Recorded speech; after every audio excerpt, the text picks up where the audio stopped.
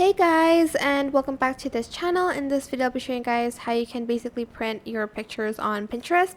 So select your photo and you're just going to right click save image as, and you're just going to save that image. Then you're going to open the image here. If I can just do that, I don't know why it's not opening. There we go.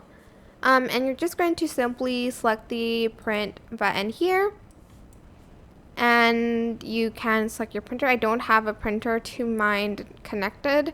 You can select the paper size here, and you can also adjust the photo size here as well. Like if you wanted to make it smaller, you could do that. But maybe just do the full page. You can select the fit here as well. There's more settings here. You can print a portrait, a landscape. But yeah, once you're done, just hit print, and that is it.